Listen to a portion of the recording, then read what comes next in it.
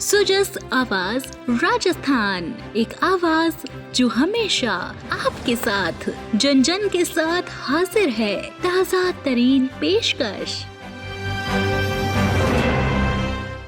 नमस्कार, आप सुन रहे हैं सुजस आवाज पॉडकास्ट। दिन भर की अहम खबरें लेकर हाजिर हैं अश्विनी और अभिलाषा। सबसे पहले नजर आज की सुर्खियों पर। प्रधानमंत्री कल बीकानेर में अमृत भारत स्टेशन योजना के तहत देश के 103 अमृत स्टेशनों का करेंगे उद्घाटन। राजस्थान के 8 स्टेशन है शामिल। अखिल भारतीय रैगर महासभा सम्मेलन व अभिनंदन समारोह में मुख्यमंत्री ने की शिरकत। कहा, हर वर्ग को राहत पहुंचाने के लिए राज्य सरकार प्रतिबद्ध।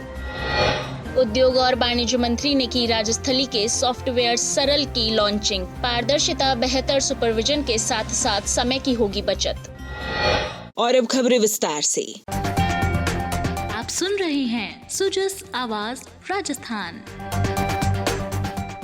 भारतीय रेलवे देश की जीवन रेखा मानी जाती है, जो करोड़ों यात्रियों को प्रतिदिन एक स्थान से दूसरे स्थान तक पहुंचाने का कार्य करती है। समय के साथ बढ़ती जनसंख्या, यात्री सुविधाओं की मांग और वैश्विक मानकों के अनुरूप बुनियादी ढांचे की आवश्यकता ने रेलवे स्टेशनों के पुनर्विकास करने की प्रक्रिया को बल प्रदान किया है। यात्रियों को बेहतर अनुभव प्रदान करने के लिए भारतीय रेलवे ने देश भर में रेलवे स्टेशनों के पुनर्विकास की एक महत्वाकांक्षी योजना शुरू की है। भारत सरकार ने अमृत भारत स्टेशन योजना के तहत देश के 1300 से अधिक रेलवे स्टेशनों के पुनर्विकास की योजना बनाई है। इस योजना का उद्देश्य यात्रियों को एक बेहतर अनुभव प्रदान करना और स्टेशन को सिटी सेंटर के रूप में विकसित करना है। राजस्थान के 85 स्टेशनों का लगभग 4000 करोड़ रुपए की लागत के साथ अमृत स्टेशन योजना के अंतर्गत पुनर्विकास किया जा रहा है। प्रधानमंत्री श्री नरेंद्र मोदी 22 मई को बीकानेर में देश के 103 अमृत स्टेशनों का उद्घाटन करेंगे। इसमें राजस्थान के 8 स्टेशन फतेहपुर, शेखावाटी, देशनोक, बूंदी, मांडलगढ़, गोगामेड़ी, राजगढ़, गोविंदगढ़ और मंडावर महुआ शामिल हैं। अमृत स्टेशन योजना के तहत रेलवे स्टेशनों के पुनर्विकास से राजस्थान के सामाजिक, सांस्कृतिक एवं आर्थिक विकास में बढ़ोतरी होगी। साथ ही अमृत स्टेशन राजस्थान की सांस्कृतिक गरिमा और आधुनिकता के प्रतीक बनेंगे और क्षेत्र में रोजगार के अवसर बढ़ेंगे।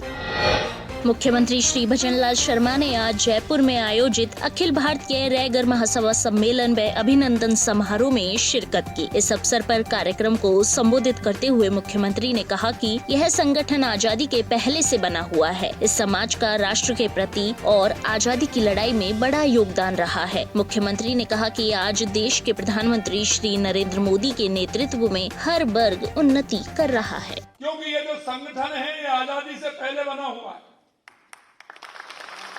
1944 में बना हुआ संगठन है, आजादी से पहला बना हुआ संगठन है। मेरे भाई और बहनों, मैं आपसे एक ही बात कहना चाहता हूं कि समाज का राष्ट्र के प्रति, आजादी की लड़ाई के प्रति हमारे लोगों का इतना बड़ा सहयोग रहा। आप लोगों ने, हमारे उन पूर्वजों ने आजादी की लड़ाई में बढ़ चढ़ के हिस्सा लेने वाले थे।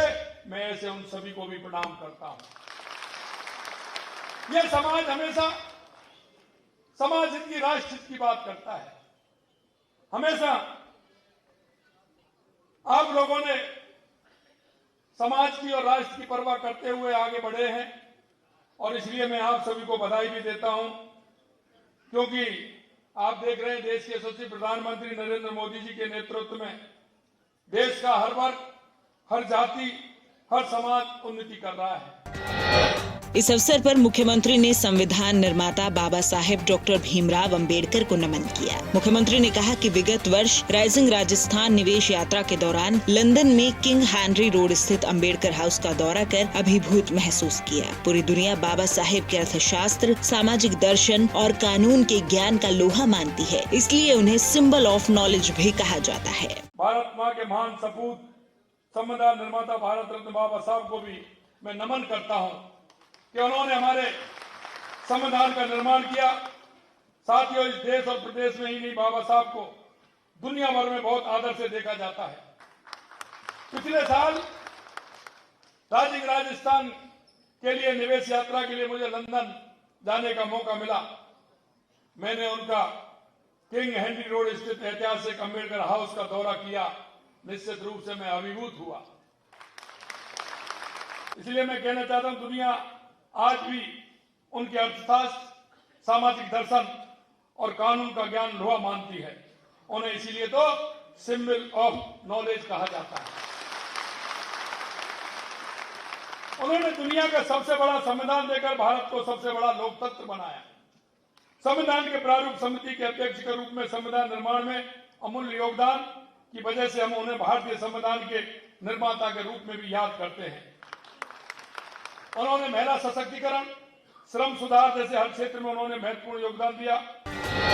मुख्यमंत्री ने कहा कि राज्य सरकार जन कल्याणकारी योजनाओं के जरिए प्रदेश के हर वर्ग को राहत पहुंचाने के लिए कार्य कर रही है। पेंशन योजना, पालनहार योजना सहित विभिन्न योजनाओं के जरिए जरूरतमंदों को राहत पहुंचाई जा रही है। चाहे हमारी राजस्थान की सरकार हो या हमारी केंद्र की सरकार हो, हम युवा, महिला, किसान, मजदूर, गरीब, उनको लेकर के हम काम कर रहे हैं।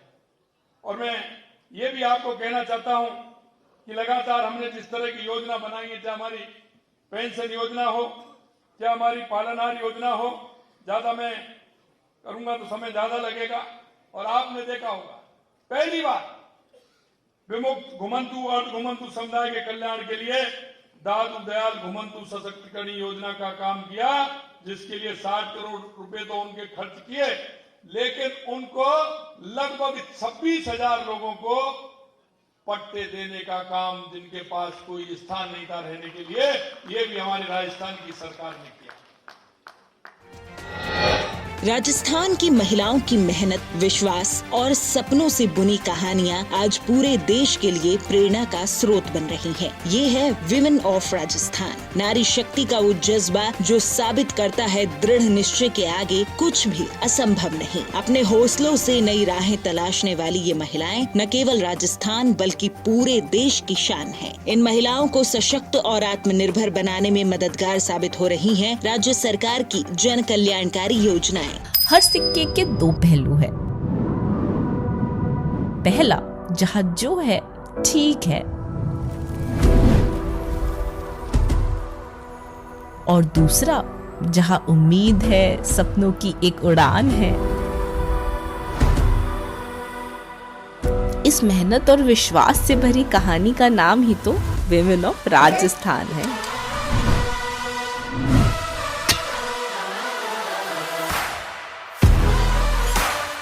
मेरे पास पावर और अथॉरिटी दोनों है। मेरे पास खुद के लिए कुछ करने की क्षमता है, प्लस मेरे पास दूसरों के लिए भी कुछ करने की क्षमता है। I so wanted to do this for myself. नारी शक्ति ही है जो पूरे कायनात को हिला सकती है। तो सिक्के के इस पहलू में है आने वाले बेहतर कल की पहचान, सब महिलाओं के लिए इंस्पिरेशन और अपने सपनों का सम्मान। ये है विमेन ऑफ राजस्थान। उद्योग और वाणिज्य मंत्री कर्नल राज्यवर्धन राठौड़ ने राजस्थान लघु उद्योग निगम राजसिको के centralize inventory, sales, billing and air cargo software सरल की मंगलवार को सचिवालय में लॉन्चिंग की। इस दौरान कर्नल राज्यवर्धन राठौड़ ने बताया कि राजसिको द्वारा संचालित एयर कार्गो कॉम्प्लेक्स ERP वर्तमान में लगभग 9,000 करोड़ रुपए का एक्सपोर्ट इम्पोर्ट करता है। इनबाउंड कार्गो रजिस्ट्रेशन, वॉलेट आधारित digital pre deposit account PDA द्वारा पेमेंट गेटवे ऑपरेशन, उत्पाद कार्यों का मास्टर एयरवे बिल नंबर द्वारा पृथकीकरण, एक्सपोर्टर इंपोर्टर का registration, warehouse management, terminal storage and processing charges आदि कार्यों को सरल सॉफ्टवेयर द्वारा संपादित करने पर समय की बचत एवं शीघ्र निष्पादन होगा। सरल सॉफ्टवेयर द्वारा राजस्थली में उत्पाद बार कोडिंग, डिजिटल बिल, राजस्व, GST आदि सभी कार्य केंद्रीकृत रूप से किए जाएंगे, जिससे पारदर्शिता, बेहतर सुपरविजन के साथ साथ समय की भी बचत होगी। इस प्रकार न केवल डेटा जनरेशन होगा, अपितु उत्पादों की बर्बादी रोकी जा सकेगी, उत्पादों की समयबद्ध सप्लाई और विपणन किया जा सकेगा। परचेज मैनेजमेंट, GST मैनेजमेंट और उपभोक्ता संतुष्टिकरण में भी यह सॉफ्टवेयर सहायक होगा। आप सुन रहे हैं सुजस आवाज राजस्थान। सुजस आवाज पॉडकास्ट में आज के लिए इतना ही। फिर होगी आपसे मुलाकात, तब तक के लिए नमस्कार।